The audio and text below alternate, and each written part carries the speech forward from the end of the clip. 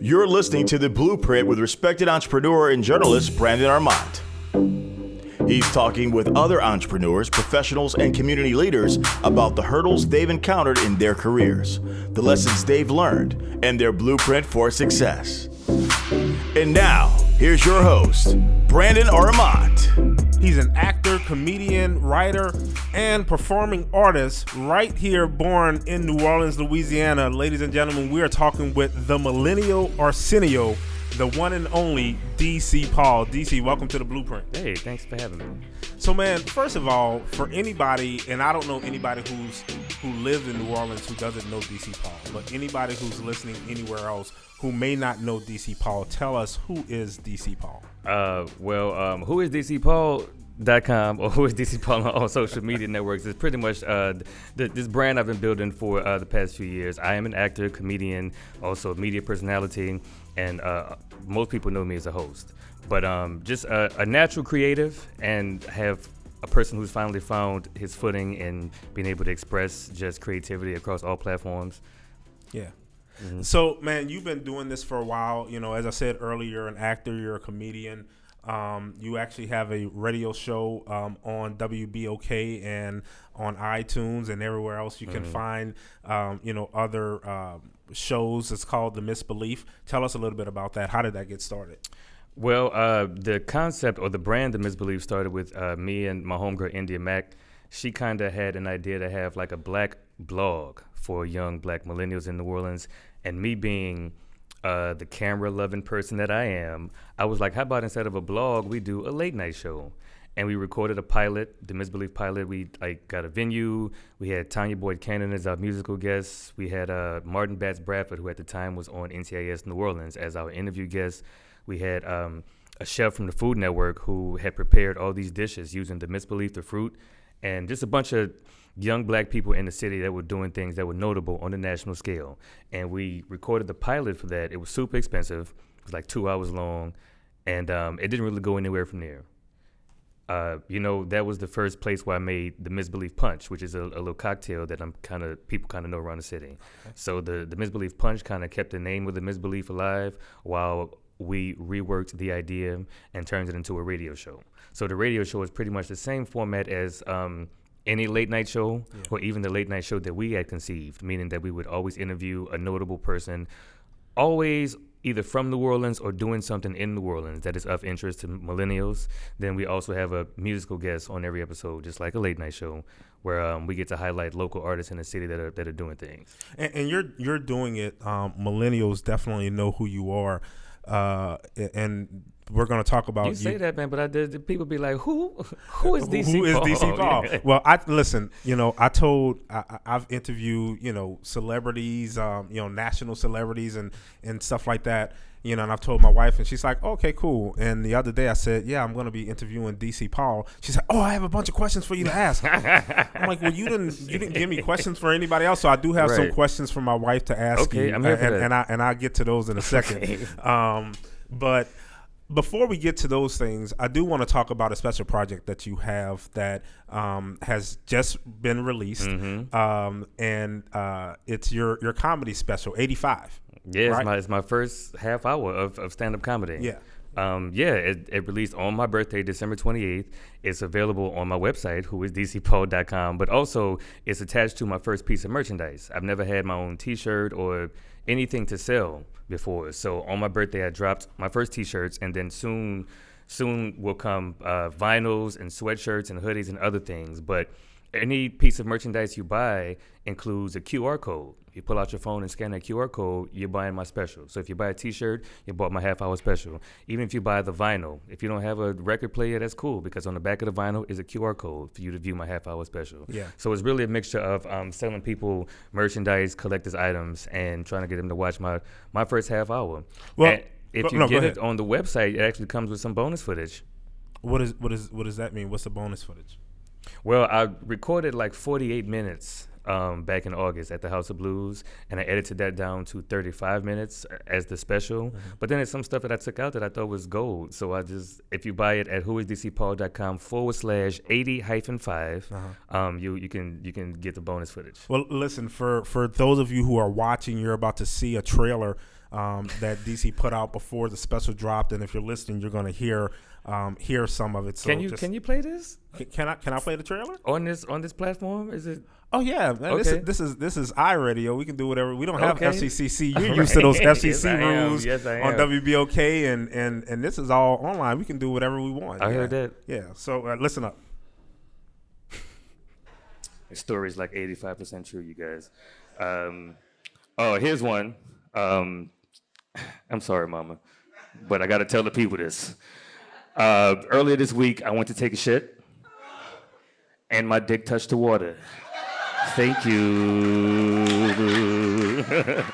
It was the first and only time it had ever happened to me because I felt big dick energy. I knew what big dick energy was in that moment. Like, I'm like, oh, this is what it is? I could go forth and conquer things with this big dick energy. I loved it. Like, I felt like I could take something back to the store without having a receipt and still get them to take the shit back. You know, like big dick energy. I do what I want to with this shit, right? Yeah, because my dick touched the water, but then I realized that my toilet was overflowing. And the water was rising. So it was just regular sized dick energy after that. And possible yeast infection if I ever get it checked out. The story's like 85% true, you guys. Man, that was so I got a chance. I watched your special, the entire thing, and it's hilarious. That's just a snippet. I got a couple of questions for you. One, you just referenced this in the trailer, and you do it throughout the special. Was your mom really in the audience? Yes, my mother was front row. She was sitting in the front row, yeah. Yeah. So you're talking about, all this stuff. Mm-hmm. Man, what does your mom think when she's sitting there and she's listening to that? My mama raised me, so like she knows my sense of humor, my brand of comedy. She's seen me grow as a comedian, and she was excited to be there. You know what I mean? Yeah. Luckily, when I reference her in my jokes, it's made up. 85% of it. 85% of it is true. So a lot of it is 15% of it is made up. But I mean, if I can say it on your show, she's with the shits. Yeah. My mama, she loves coming. She loves laughing. So yeah, it was good to have her there for my first half-hour special, and she loved it.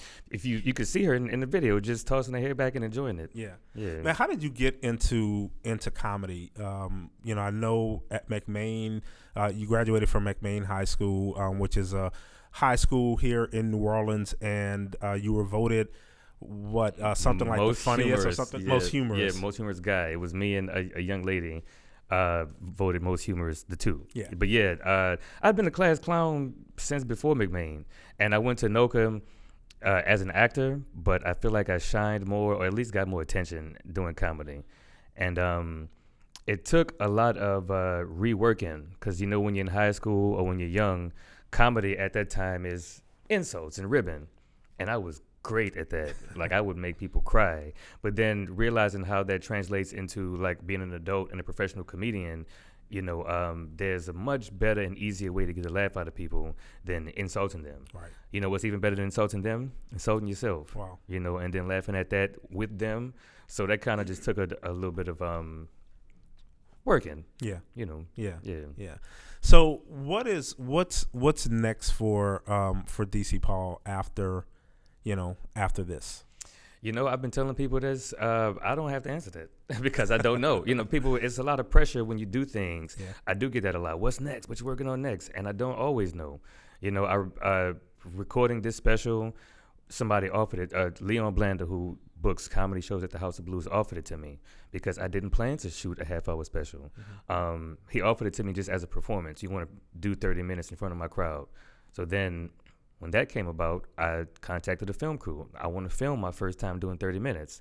Turned out it was 48 minutes, but like I filmed it, Yeah. And then once I filmed it, I wasn't sure what to do with it next. People were asking me, where you going to put it out? When you going to put it out? And I had no answer. Mm-hmm. Then it came to me, birthday release. So I put it out on my birthday. So like, I'm gonna wait to see what comes to me. Opportunities tend to, the right ones tend to show themselves at the right time. Yeah. And I don't necessarily have any plans except just to push this special all through 2020 and my merchandise. Yeah. Well, listen, man, I'm encouraging you guys, if you have not gone and purchased a special yet, go to whoisdcpaul.com. Make sure you watch it. It's hilarious.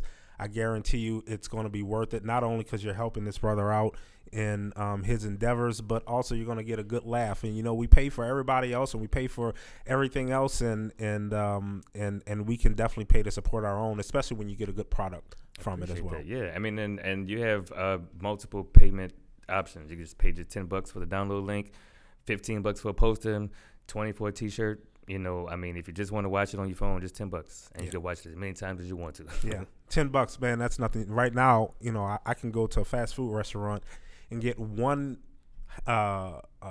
meal, and it's going to cost me about $10. Yeah, and then you only eat it one time. I can only eat it one time, and if it's fast food, it's probably not good for me. But laughter is good for the soul. I should have said that myself. That was good. That was good, Brandon. Yeah, thank you. I'm trying. After watching that special, you'll be able to kind of be on your toes a little bit. I like that. Yeah. All right, man. Listen, we're going to take a break. We're going to come back, but when we come back, you don't only do comedy. You do a lot of hosting. Yeah. DC hosts a Wednesday night jam session at the New Orleans Jazz Market every Wednesday, giving artists a platform to come and showcase their talent. And then you do a lot of other things around the city as well. And that's continued to expand. So, when we come back, we're going to talk a little bit more about that. Y'all, we are talking with DC Paul, the Millennial Arsenio, here in New Orleans on the Blueprint, broadcasting live from Skyline Studios at the Executive Plaza in New Orleans East. We'll be right back. You're listening to The Blueprint with Brandon Armant. We'll be right back.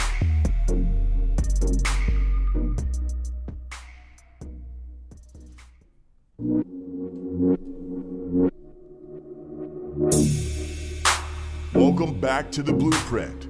Here's your host, Brandon Armant. Hey, what's up, everybody? Welcome back to The Blueprint. I am your host, Brandon Armant, and we are in the studio live from Skyline Studios at the Executive Plaza building in New Orleans East. We are with DC Paul, better known as the Millennial Arsenio. You can get more information about him at what's your website, man? whoisdcpaul.com, or who is DC Paul on any social media network. Who is DC Paul? Make sure you guys go check him out. Make sure you follow him if you don't do so already. And listen, if you live in the city of New Orleans and you don't do so, and you're asking who is DC Paul, and you are a millennial, I don't know where you have been, because this guy has been all over the city as of late, just hosting different things, doing comedy. We just talked about his comedy special 85 that has just been released, and he also hosts Wednesday night jam sessions every Wednesday at the New Orleans Jazz Market. From what time is it from? 9? Doors at 9, show at 10, and we're there until 1 a.m. Yeah. So tell us about that. Tell us about the jam session. What is that exactly? How did that even get started? Well, it started with this band called Cool Nasty. They had a Wednesday gig at a spot called Veret's uptown, and they had to change venues. So when they moved to the Jazz Market, that's when I came on the team, and it turned into this like beautiful, necessary thing for the culture. Whereas it started off to me as just a gig as a host comedian, but man, it became my favorite gig of the week. And I really enjoyed working with the live band. So it's just become, now the band is called Black Rhapsody, but it's still the same show format. It's all live music from 10 p.m. until 1 a.m. No matter what type of art you're presenting, it has to be with the live band. So if you're rapping, singing, doing poetry, some people even do comedy with the band, but it's really a fulfilling gig of mine. It was a gig, now it's just something I really look forward to. It's my Friday. Yeah. And it's a lot of people's Friday. I mean, I've been in just the atmosphere there, and also just giving these artists an opportunity just to come and express themselves, on a Wednesday night and showcase their talent. And not just the artists, but the vendors. I forgot to mention that it's an actual market. Sometimes inside and outside. If the weather's bad, you don't see too many vendors outside, but inside there's always local vendors. Mm-hmm. Some of them hand make things or have invented something. A lot of it is t-shirt or clothing or jewelry brands, but we give them a place every Wednesday and an audience. Mm-hmm. And an audience that actively supports. Like some of these vendors come back every Wednesday because it's a spot for them to hit a demographic that will support them. Yeah. So I love the jazz market. And food vendors as well. Food. Food Of out course. there is great. I mean, there's everything from the things that aren't so healthy for you, but that are good in New Orleans to vegan. Yep. There's vegan. Then there's Fruit Orleans is there every Wednesday chopping up fresh fruit. And there's always a selection of products, food, clothes, and everything at the Jazz Market on Wednesdays. Yeah. And listen, if people want to find out more information about that, where can they go? I think the website is thenojo.com. Thenojo.com. Yep, they can go to thenojo.com. Or once again, you can go to Who is DC Paul. Yeah, I need to update the website, but I mean, or the social media handles. Go follow him. And trust me, he'll let you know when it's going on. Yeah. So what else do you have that we haven't talked about that DC Paul is doing besides your comedy? Are you still doing any acting as of late? Yeah, I know you used to do Anthony Bean. Yeah, I did. All through 2015, I did Anthony Bean's pretty much his whole season, from the Shakespeare to the August Wilson and the Color Purple. I am a theater kid at heart. Now, I saw in your bio you went to NOCA for theater. Yes, I went to NOCA for theater. Really? Yeah, but I don't remember you. Okay, so I started at the old building on Perrier. I was at the old building, and then when we moved to the lakefront. So at the old building, I was at NOCA Intro, which means I went after school. I went after school. Okay, and then when I was a sophomore, we moved to the new building. I went in the morning. Okay, I didn't go to the new building. Okay, so let's talk about the old building. So did you have Dr. Hoffman and and Miss Shea and Ray Brazil and even Kumba? You remember Kumba? I do. So listen, and you went after school. After school, I went to Lusher. 8th grade, I auditioned. 9th grade, when I was at McMain, I was going after school. Mm-hmm. I wonder if we were in class together and we just don't remember each other. I had a small class. And there were quite a bit of black students in intro.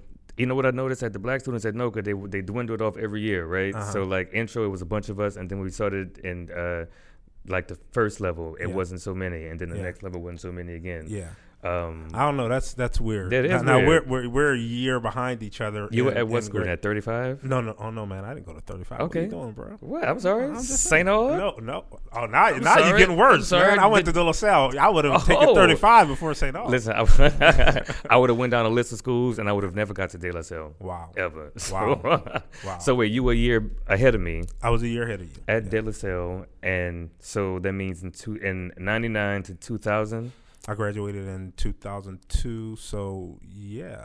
I was there 99 to 2000 at the old building on Perrier. Yeah, that's what intro. Yeah, so that's weird. Mm-hmm.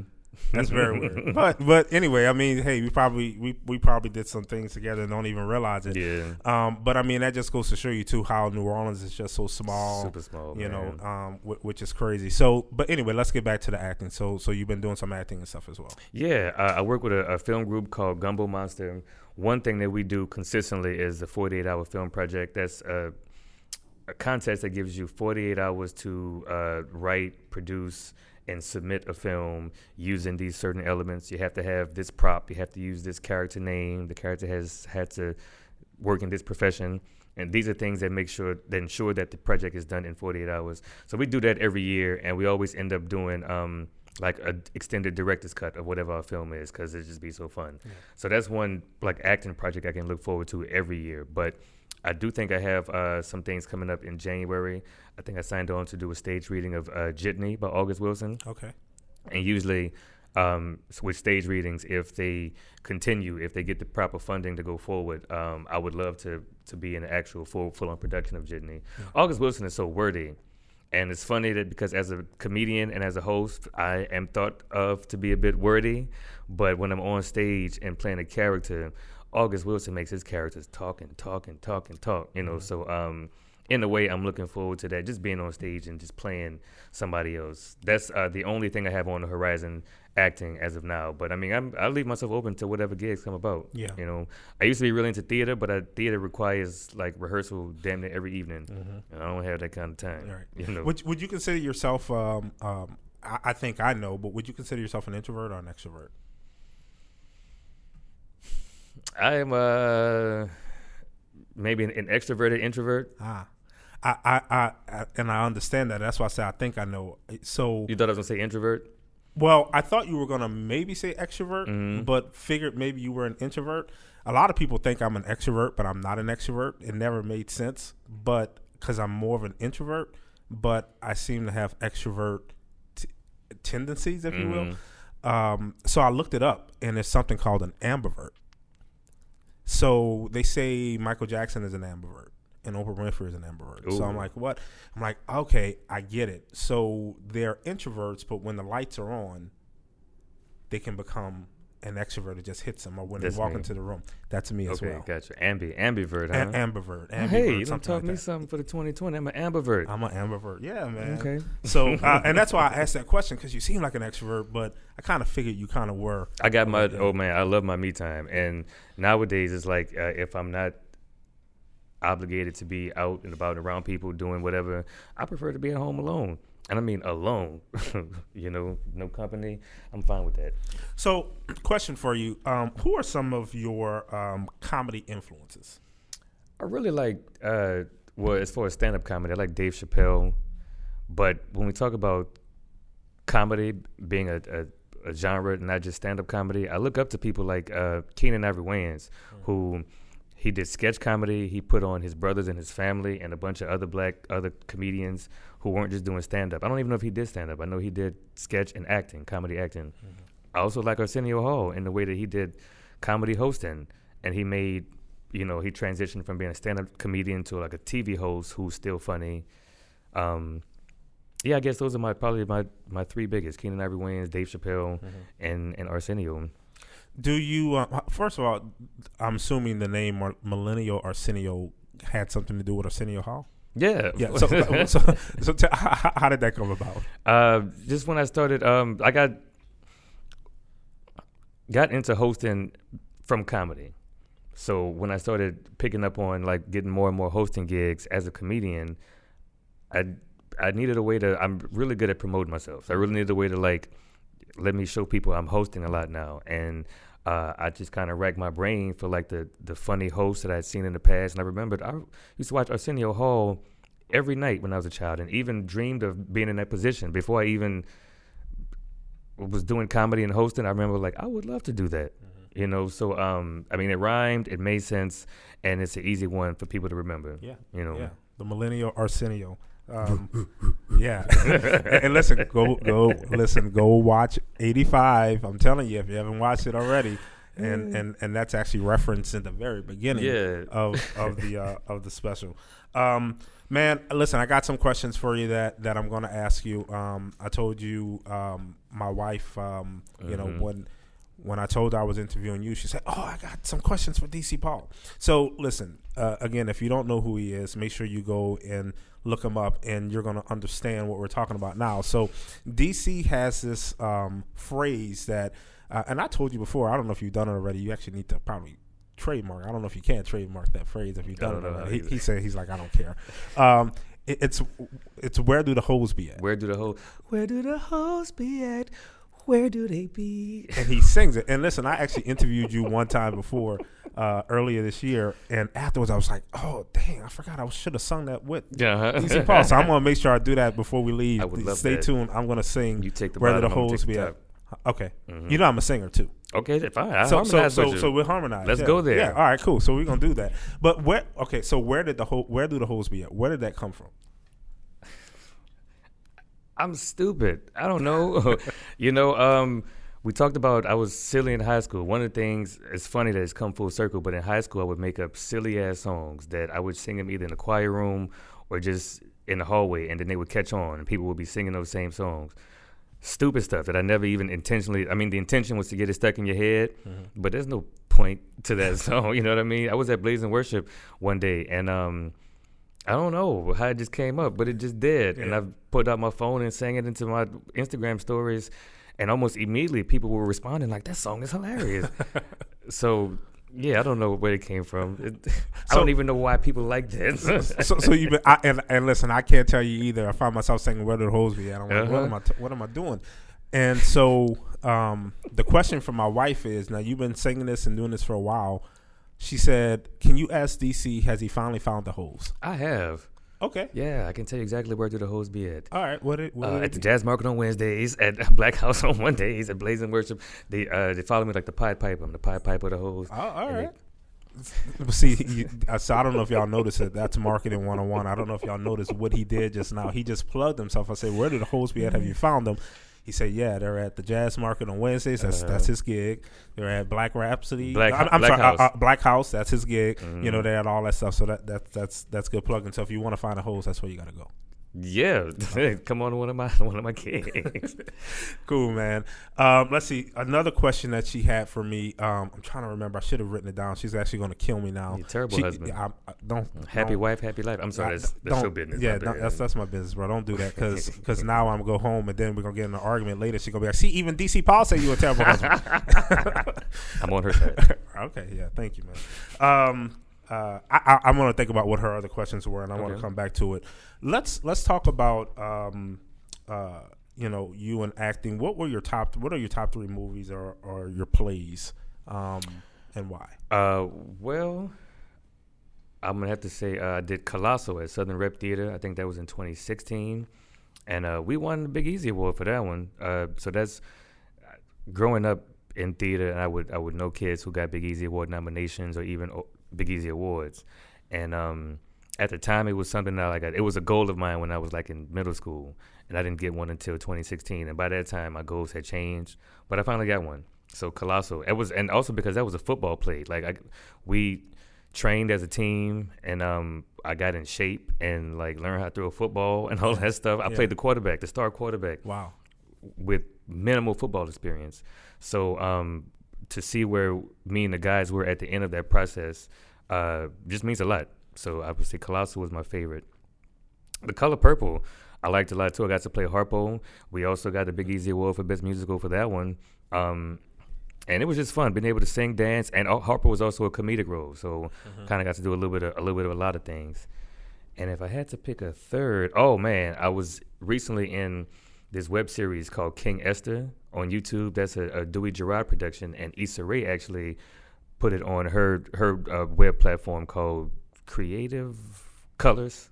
Okay. Color Creative. Okay. Sorry, Color Creative. Yeah, so it's available on YouTube. It's a web series that follows the story of a trans woman in the days leading up to Hurricane Katrina. And it's just a good glimpse, an interesting glimpse into the life of a trans person, also a bit of a love story. And I had just a small cameo, but just working on that project, we had Janet Dubois, who was the first Aunt Viv on The Fresh Prince of Bel-Air, and Angelica Ross was an executive producer who she's from the show Pose and a few other HBO series. So yeah, I think those are my top 3. Okay, cool. So last question before we go to break. Last break. What are some of your what are some of the difficulties in acting and in comedy as well?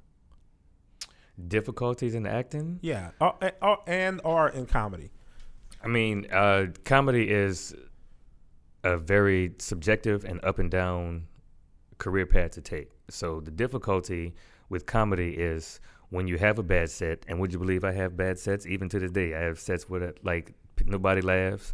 Really? Yeah, but sometimes I read the audience wrong, or I tell a joke the wrong way, and I plan to have bad sets going forward. But the difficulty is continuing after that. A lot of people, my first set wasn't so great. A lot of people, their first time doing comedy, if they don't get all the laughs they think they deserve, are never doing comedy again. Whereas, I know how to take it on the chin. What's that feeling like? I mean, you're there, you're on stage in front of everybody, you give the punchline, you say it, and you're waiting for people to laugh, and everybody's just kind of, it's like crickets. I've gotten to a point where I thrive in the awkward energy, Really? And I mean, when I'm hosting, whether it's the inappropriate joke, I made jokes about a blind woman at the Jazz Market, and she loved them. Well, whereas everybody else was just like, stop it, DC. So uncomfortable energy. If I tell a joke that's off color and nobody laughs, I'm gonna be giggling my ass off. But how do you know when you get to the point where, okay, you might have crossed the line? Is there a point where you can cross the line? Have we gotten to, what's the word I'm looking for in this country? PC culture, it has definitely affected stand-up comedy in a way, and I think that when you talk about crossing the line, you just have to understand that actions and words have consequences. So if you are bold enough to say whatever and then deal whatever the consequences of that are or may be, then what line? You know, and I'm like that too. I may say some things I know this might get me beat up or canceled or whatever, but like I'm willing to deal with that. You know, I'm willing to, if I have to redeem myself one day, you know, everybody deserves redemption. So I think I'm, you know, allowing yourself to just be human. You're going to not say the perfect thing all the time. You're going to offend some people. And as long as you can continue with yourself after that, then, you know, where is the line? Yeah. Yeah. What is the line? What is the line? Mm-hmm. Well, man, listen. When we come back, we're gonna take another break. When we come back, we're gonna finish talking with you and wrap things up. I have a couple of more questions for you, and I still have to sing "Where Did the Hoes Be At?" And listen, it's not Christmas anymore. But DC has another song that he sings.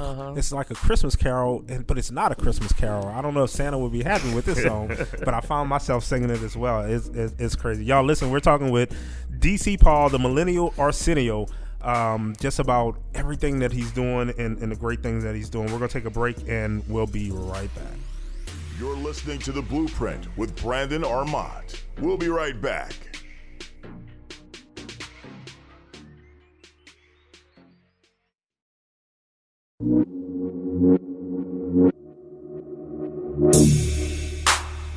Welcome back to The Blueprint. Here's your host, Brandon Armant. Hey, everybody. Welcome back to The Blueprint. I am your host, Brandon Armant, and we have been talking with the one and only, the Millennial Arsenio, DC Paul. Who is DC Paul? Make sure you go to his website, whoisdcpaul.com. Follow him on his social media handles, Who is DC Paul.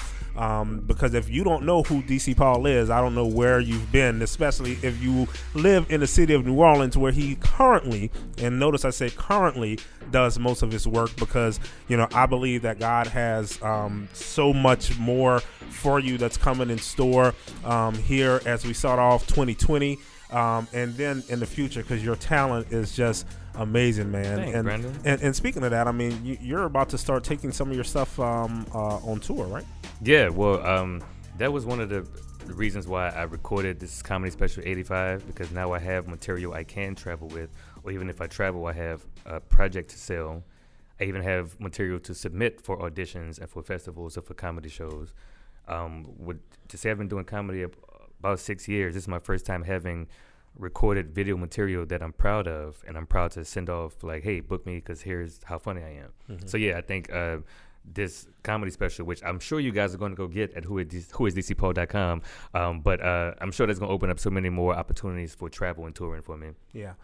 You know, speaking of you, you know, in your future in the next 5 years, how do you see the New Orleans comedy scene in 5 years from now? Man, because so we got some great talent here. That's, you know, especially with social media, that people around the country actually know. I was gonna say that. Yeah, I mean, first of all, even outside of social media, there's some hilarious stand-up beasts in the city of New Orleans, and many of them are born and raised here in New Orleans. Many of them have moved here from somewhere else, and it all enhances the comedy scene here so much. And also the social media comedians enhance the comedy scene so much. So, I mean, as social media grows and people grow their online brands, I definitely see social media and comedy taking over real life or stand-up stage comedy a little bit more. Mm-hmm. But I'm not mad at that. You know, as technology progresses,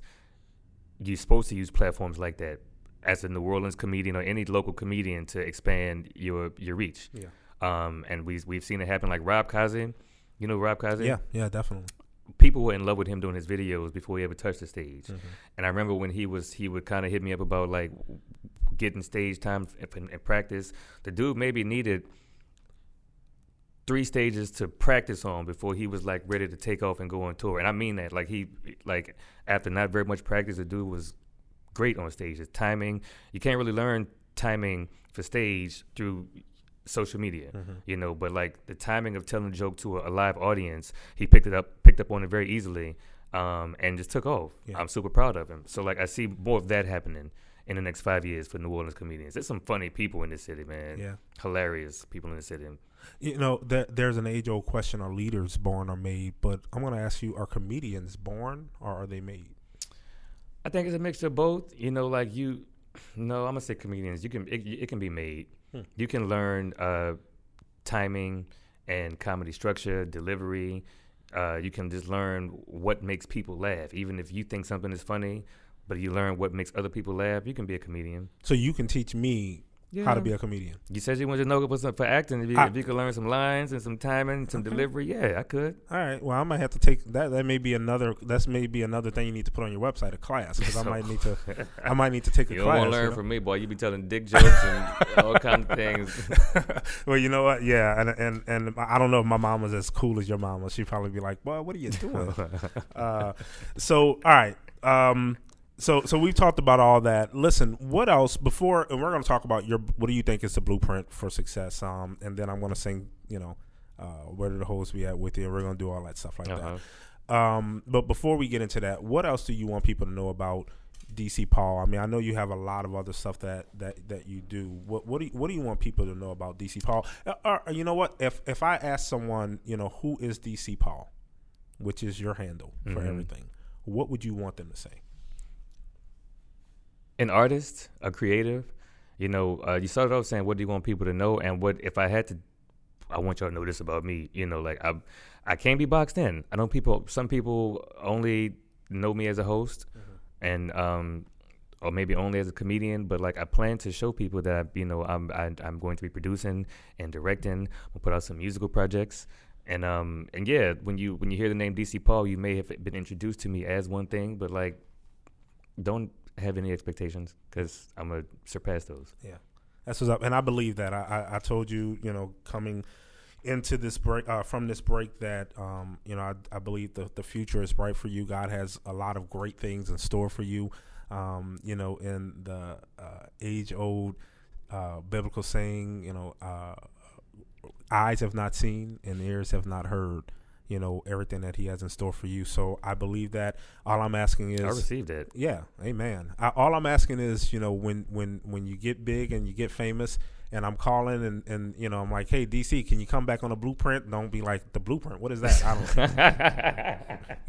Listen, man, this is my first time going on the press tour, and this is my first stop on the press tour. So how about every time I go on the press tour, let's make this my first stop on the press tour. How about that? You know what? I'm all for it. Is it on record? It's on record. We got it. We got it. Yeah. I'm going to hold you to it. All right, cool, man. So walk me through this, singing Where Do the Hoes Be At? Now, let me tell you, I'm not going to lie. This is weird. I'm a little nervous. I walk all around my house singing Where Do the Hoes Be At? And for the first time, I'm nervous about singing such a silly song because I'm singing it with the originator. I'm nervous about singing such because there's cameras on and people going to be like, people who've never heard this song are probably expecting greatness. So let's give them greatness. Brandon. All right, well, you tell me, you go first. Well, I gotta go first. Because it's your song, bro. Where do the hoes be at? Where do they be? Where do the hoes be at? Where do they be? Oh, you want to have a battle, huh? Where do the hoes be at? Where do they be? Where? Okay, no, I just lost that battle. I messed that up. Boy, you got range. I got a little range. You got range. But I went off a key and all that stuff like that. Who cares, man? Who cares? The hoes ain't listening for no key. Okay, all right. Where do the hoes be at? Where do they be? That was good. All right. Cool. So that's our Where Do the Hoes Be At? And let us know if you like it. And then the other one, was that as good for you as it was for me though? Did you enjoy that? I did enjoy it. Okay, cool, now the thing about it, when I'm in my bathroom and I'm by myself and I'm singing and I got the acoustics and all that stuff like that, it's just so much better. My favorite time too. Yeah. And I know when I get off a camera, I'm gonna be singing it like never before. So yeah, and I guarantee you, everybody that's watching it now is gonna be singing it too. Where do the hoes be at? Where do they be? And then there's another one, Sling Dingaling. It's actually called Carol of the Balls. Carol of the Balls. Mm-hmm. Now, I was telling you earlier when we were on break, I was walking around my house for Christmas singing this like it was a Christmas carol, and I didn't even realize it. I'm walking around, sling ding-a-ling, ding-a-ling, sling ding-a-ling. And then I'm sitting there, I'm like, what am I doing? This is not a Christmas carol. Mm-hmm. It is. but it is. So sing it for us. Tell us how it goes. Actually, Hot Sizzle's Christmas in New Orleans album is available on all streaming platforms, from SoundCloud all the way up to Tidal. But this is the intro to the album. He did it's only 18 minutes long, Christmas in New Orleans, and it is dope. But he allowed me to sing this song on the intro Carol of the Balls. Carol of the Balls. Sing it for us. You want people to cancel me, don't you? Huh? You want me to lose? We don't have FCC rules. All right. King ding-a-ling, sling ding-a-ling, swing ding-a-ling, bring ding-a-ling, king ding-a-ling, sling ding-a-ling, swing ding-a-ling, bring ding-a, king ding-a-ling, a sling ding-a-ling, a swing ding-a-ling, a bring ding-a-ling, king it, ding it, sling it, swing it, ding it, bring it. All right. That was good. It felt good. That was good. And that's what I was walking around the house for Christmas singing. Sling ding-a-ling, king ding-a-ling, Oh, king ding-a-ling, sling ding-a-ling, ling-a-ling, a ding, ding-a-ling, ding-a-ling.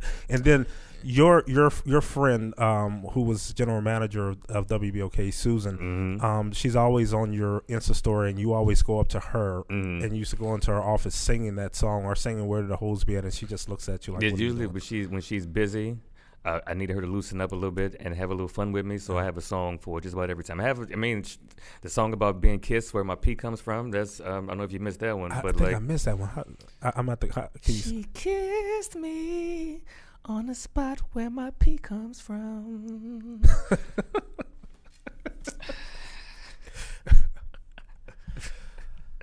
Who is DC Paul? Now y'all know a little bit about who DC Paul is. At King Dingaling. Yeah, but but it's funny. And now I'm gonna be singing that song when I get home. She kissed me where the pee comes from. Not actually, my wife might actually like that one. All right, so I need you to make up one just make up one about the blueprint.